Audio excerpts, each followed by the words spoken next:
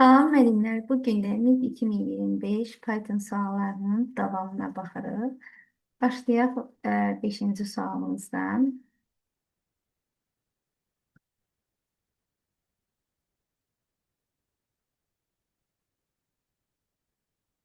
5-ci sualımız belədir. E, Demək, bir 100 parçasında cüt ədədlərinin cəmini hesablamaq üçün uyğun Python proqramını müəyyən edin. Bir 100 parçasındakı cüt ədədləri yazsaq, cəm şəklində 2 üstəgəlsin 4, üstəgəlsin 6, üstəgəlsin 8 və s. üstəgəlsin 100 olacaq. Düzdürmü, müəllimlər?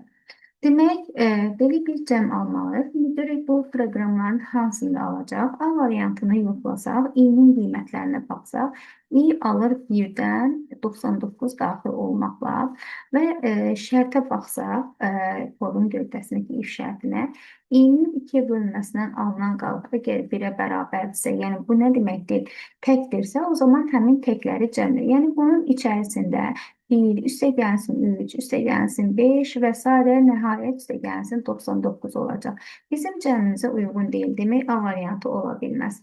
Keçdik B variantına baxaq. B variantında i-nin alacağı qiymətləri qeyd edək. i alır 2-dən, yenə 100-ü almır, bilirik ki, sonuncu qiymət götürülmür. i 2-dən 99-a qədər və 2-dən 99-a qədər ədədləri sadəcə cəmləyəcək. Çünki burada heç bir if şərti də yoxdur. 2 üstəgəlsin 3, üstəgəlsin 4, 5 və s. 99. Demək, bu da bizim cəmimizə uyğun deyil. C variantına baxsaq, i-nin aldığı qiymətlər, yəni hər dəfə 2-dən başlayır və hər dəfə də 2 vahid artır. 2, 4, 6, 102 olduğuna görə, yəni 102-ni götürməyib, 102-dən qabaq 100 gəlir. Demək, elə bir demək, 100 parçası arasındakı bu cükləri götürürük və S bərabərdir. S üstəgəlsin i. Yəni, i-nin hər bir qiymətində bu qiymətləri cəmləyir. Yəni, 0 üstəgəlsin 2, üstəgəlsin 4, üstəgəlsin 6, nəhayət üstəgəlsin 100. Demək, elə axtardığımız proqram, bizim cəmimizə uyğun olan proqram, bu proqram olmuş olacaq. Cavab da olacaq C variantı. Növbəti sualımıza baxaq.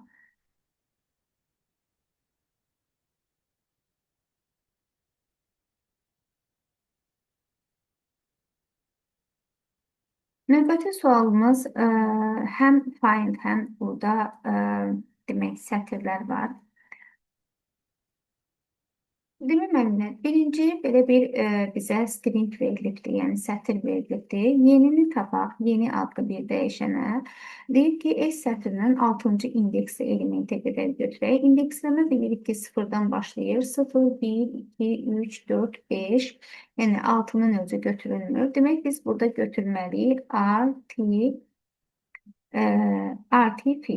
Düzdürmü? Yəni 0, 1, 2, 3, 4, 5. Və üzərinə gəlməliyik len S çıxılsın 5-dən düz axıra qədər. Yəni, len S çıxılsın 5 dedikdə sondan 5-dən başlasaq yetərlidir. Bir də sahib 5 çıxanda, yəni sahib 5 çıxmaq da olar. Amma burada belə sətirlərdəki simvollar çox olduğuna görə elə sondan 5 dənəsini götürsək yetərlidir. Yəni, 5-ci indeksli elementdən onsuz da axıra qədər gedəcək. Bu da, yəni 1, 2, 3, 4, 5 bu sətirlə cəmləyəcəyik. Sətirləri də cəmlədikdə bilirik ki, sətirlər birləşdirilir. Belə bir sətrimiz alınacaq. Düzdürmü? İndi baxaq M-ə. Bizdən M, K, L-in qiymətini çap olunması soruşur. M bərabərdir. Bir S sətrində axtar. S find. Nəyi axtarırıq? Demək, baxaq. Yəni, bu sözü deyir axtar. Yəni, S sətrində bu sözü yenidən yazmayacaq müəllimlər, uzundur deyə. Yəni, bu sözü S sətrində axtaranda bu söz bütöv şəkildə, yəni S sətrinin içərisində yerləşmir. Yəni, birbaşa bütöv şəkildə bu sətirdə, yəni bu söz bu sətir olmayacaq. Yəni, bu sətirlərin əvvəlindən və sonundan götürülmüş hissələrdir. Bütövlükdə ardıcıl bu simvollar gəlmir. Demək, qiymət nəyə bərabər olacaq? Tapmayacaq, mənfi 1-ə bərabər olacaq. Düzdürmü? İndi K-nı tapsaq, K bərabərdir. Yenə deyib, S sətrində axtar. Nəyi axtaracaq? 4-cü yeni sətrindəki 4-cü indeksli elementə qədər. İndekslisi 0, 1, 2, 3. Yəni, axtaracaq bu qısa olduğuna görə yazacağım artini. Yəni bu sətri axtaranda, hər hansı bir hissəni, yəni axtaranda baxacaq ki, o hissə var. Baxsaq, ilk hissə baxın, artı bu ümumi sətrin, sətrinin içərisində bütöv şəkildə yerləşir. Görürsünüz, artı bütöv şəkildə yerləşir. Ona görə də bu bütöv şəkildə yerləşən sətrin də ilk simvolunu götürürük. Yəni ilk simvolunun indeksini götürürük. Bunun da indeksi böyük anda indeksi sıfırdır. Demək, bu da sıfıra bərabər olacaq. İndi elə baxaq. L bərabərdir. Else find. Yenə deyir ki, yeni sətrində 4-cü indeksli elementdən axıra qədər getmək lazımdır. 0, 1, 2, 3, 4-cü indeksli element F-ə düşür, düzdürmü? Yəni biz axtarmalıyıq bunu. Yenə də baxırıq ki, bu S sətrində bu həmin hissə, yəni bu sətr bütöv şəkildə yerləşməyib. Fi buradadır, sonu bu simvollardır. Yəni ayrı-ayrı hissələrdə, yəni ardıcıl olaraq yerləşməyibdir. Ona görə də bu da -1-ə bərabər olmuş olacaq. Demək, M-in qiyməti -1, K-nın qiyməti 0, L-in də qiyməti -1 olacaq. Və deyir, bu qiymətləri çap ilə -1, 0, -1 olmuş olacaq. Növbəti sualımıza baxaq. Ümumiyyətcə find maraqlıdır. Burada hətta indeks əvvəlində gələndə fərqli vəziyyət alınır, sonunda gələndə fərqli vəziyyət alınır. Baxaq bu sualımıza. Funksiyalara aiddir. Ümumiyyətlə, funksiyalarda mütləq ki, bu abituriyentlərin qəbulunda da görmüşük müəllimlər. Yəni, hər hansı bir təyinat olur. Xüsusən deyərdim ki, funksiyaların qısa yolla, yəni təyinatları olan din 20-də suallar var. Yəni, sınaq səhv etmirəmsə, ya 9-da, ya da 10-da olmalıdır. Xüsusən deflərə aiddir. Yəni, oradakı suallar çox yaxşı suallardır. Yəni, uzun görsənən, amma hər birinin təyinatı olan, qısa yolu olan suallardır. Müəllimlər üçün də, abituriyentlər üçün də məsləhət görərdim ki, sırf o sınağı işləsinlər. İndi burada baxaq, burada da görürük ki, bir də funksiyamız var, daha doğrusu 2 dənə siyahımız var, S bərabərdir 0.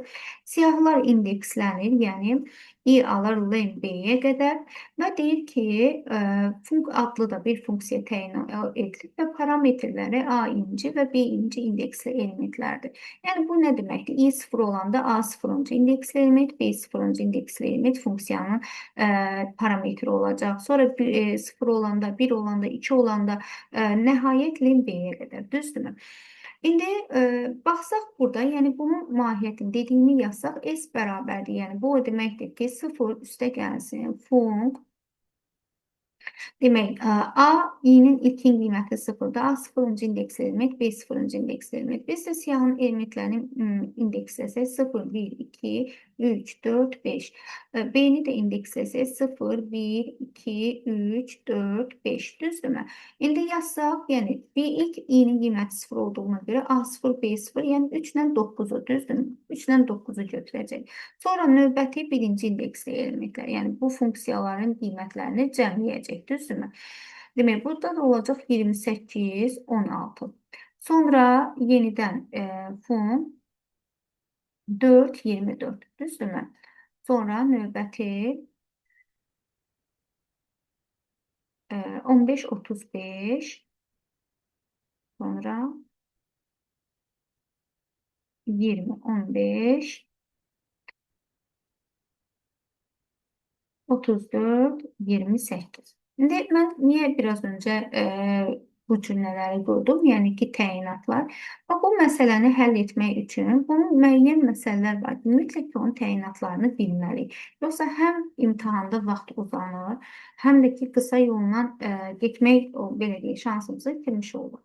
Baxın, burada gördüyünüz bu hissə var. Bizə əbubu qaytarır. Sadəcə əbubu. Testlərdə tez-tez rastınıza çıxar. Yəni, bu hissə testlərdə bir çox test banklarında da var buna aid nümunələr. O bizə əbubu qaytarır. Yəni, deyir ki, bu iki ədədim əbobunu tap, yəni funksiya şəklində verdi. Yəni funksiyanın parametrləri budur 3, 9, budur 28, 16. Yəni əboblarını tap və cəmlə. Bunların əboblarını tapıb cəmlədikdə 0 üstə gəlsin 3 ilə 9-un əbobu olacaq 3, düzdürmü? 28 ilə 16-nın əbobu olacaq 4. 4 ilə 24-ün əbobu 4 olacaq. Sonra 15 ilə 35-in əbobu 5 olacaq. 20 ilə 15-in əbobu yenə 5 olacaq. 34 ilə də demək 28-in əbubu olacaq 2. Düzdürmü? Demək bunlar da nəyə bərabərdir? 7, 11, 16 demək daha doğrusu bunu səhv hesapladım. 7, bəli. 11, düzdür. 16, 20, 23 yox, düz hesablamışıq. Demək 23 cavab olmuş oldu. Yəni burada bir dənə bunu görməklə biz artıq yəni bunu demək istəyirəm ki, deflərin içərisində verilən bir çox məsələlərdə mütləq bir müəyyən bir təyinat olur. Xüsusən din 20-dəki def suallar da o şəkildədir. Çox uzun görsənən məsələlərdir, amma bir dənə təyinatı bilməklə məsələni çox qısa yolla həll etmək olur. Sonra növbəti sualımıza baxaq, 8-ci sualımıza.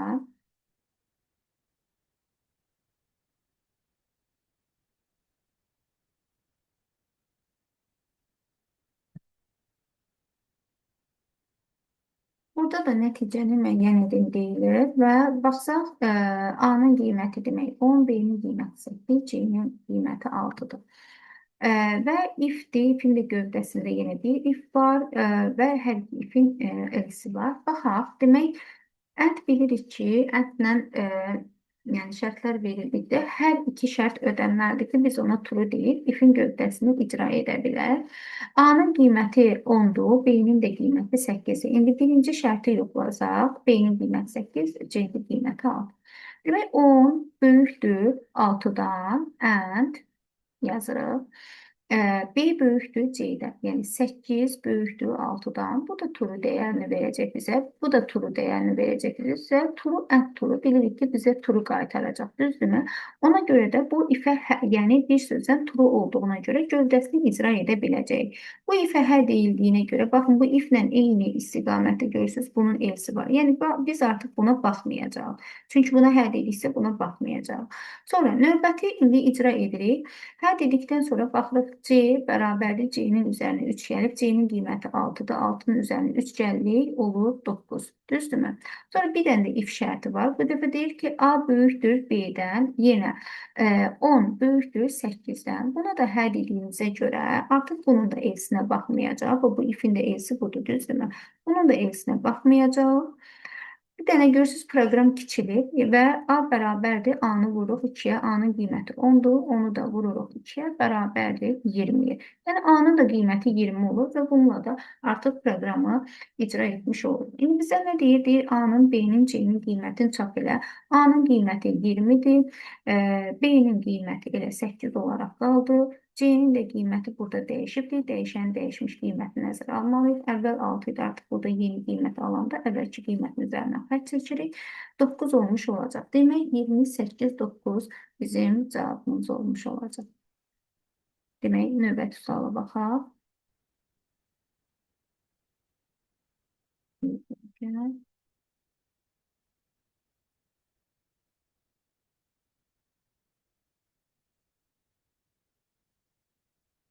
Bu bizim axırıncı sualımızdır.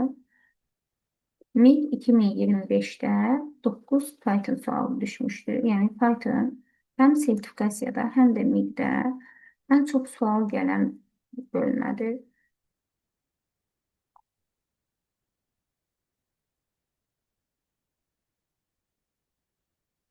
İndi bu sualda bizə nə deyir? Deyir ki, belə bir ədəd verilibdir. Ədəd nə qədər ki, 100-dən böyükdürsə, onun ona bölünməsinə alınan tam hissəni götürürük və həmin ədədin də ona bölünməsinə qalğın hər dəfə 3 mislini cəmləyirik. Yəni, bura diqqət etsək, bu məsələdə hələ məsələni icra etməmişdən əvvəl yazılıb 3 vurulsun, yəni n bölünsün, ona bölünməsinə alınan qalğı. Yəni, biz 3-ü n-ə vurub, sonra ona bölünməsinə alınan qalğı tapırıq. Öncə n-in ona bölünməsindən alınan qalğı tapıb, Düzdürmü? Deyək ki, buna bir x desəm, sonra 3'ə vurmalıyım. 3 vurulsun x. Yəni birinci qalğı icra etməliyik, sonra 3'ə vurmalıyım. İndi icra etsək, müəllimlər, diqqətli olsaq baxarıq ki, baxan kimi görünür ki, bu 100-dən böyük deyilsə, sonra nə gəlir? Ona bölünməsinə alınan tam hissə. Yəni bu deməkdir ki, sondan 9'u atacaq. Əvvəldən də 8'i atacaq. Yəni bunu tez görə bilmək üçün onu yoxlayaq. Bax bu ədədin böyükdür 100-dən. Hə deyəcək. Ona bölünməsinə alınan tam hissədə 9 gedəcək, düzdürmü? İndi bax deyək ki, ən sonunda burada alıram 897. Yəni son 3 rəqəmi götürürəm və deyirəm ki, 897 nəyə görə bu öndən də 8 atılır? Onun mahiyyətini izah etmək istəyirəm. Böyükdür 100-dən. Hə deyəcəm. O zaman n bərabərdir 897'nin ona bölünməsinə alınan tam hissə nəyə bərabərdir? 89'a və k bərabərdir. İndi k'ya burada nə almışıqsa, bu əsas deyil, göstərmək istədiyim nədir? 3 vurulsun 89'un demək ona bölünməsindən alınan qaldı. Yəni burada k üstə gəlinsin 3 vurulsun 9 olacaq. Yəni burada artıq 9'u götürəcək və n'in 89 qiymətində artıq n'ə biz 89 almışıq. Gəlib növbəti dəfə şərti yoxlayanda ki, 89 böyükdür 100-dən, yox deyib dövrdən çıxacaq. Çünki şərt ödəməyəndə artıq dövrdən çıxır. Ona görə də artıq bu 8'i götürülməyəcək. Demək, bu məsələ baxan kimi bu hissəni görəndə bizim üçün asanlaşır ki, demək sondan bir rəqəmi atırıq, əvvəlcədən bir rəqəmi atırıq, onu bax bu hissədən baxan kimi də, yəni testlərdə çox belə nümunələr var. Yəni baxan kimi də görürük ki, bu sondan və əvvəldən ədədin atılması deməkdir, yəni ədədin rəqəmlərin atılması deməkdir. Və bundan sonra alınan n'in ona bölünməsinə alınan qalıqda biz bilirik ki, bizə 7-ni ədədin rəqəmlərin qaytardı. 7-ni, 8-i, 6-ni, 5-i, 4-ü, 7-ni, 9-u. Və bunları da deyir ki, 3 mislindən cəmdir. Yəni qısaca yazsaq, k bərabərdir. Demək, 0 üstə gəlinsin. 3 onsuz da hər dəfə hər bir rəqəmi ayrı-ayrı 3'ə vurduğuna görə 3'ü mötərizə xaricinə çıxardıq. Yəni hər birinin içərisində 3 vurğu olduğuna görə 7 üstə gəlsin 8, üstə gəlsin 6, üstə gəlsin 5, üstə gəlsin 4, üstə gəlsin 7 və 9 olmuş olacaq. Yəni bax buradan bu hissədən bu hissəyə qədər rəqəmlərin 3 mislini cəmləyirik. Sadəcə bu sualın mahiyyəti bundan ibarətdir. Və buradan davam eləsək, 15, 21, 26, 30, 37, 46. Demək 46 vurulsun 3 olmuş olacaq. Demək bu da nəyə bərabərdir? 8, 138. Cavabımız da olacaq 138. Bununla da müəllimlərin 2025 Python suallarını yekunlaşdırdıq. Növbəti mövzumuz olacaq məntiq əməlləri. Məntiq əməllərindən də 2 dənə sualımız var. Onları da inşallah izah edəcəm. Sağ olun.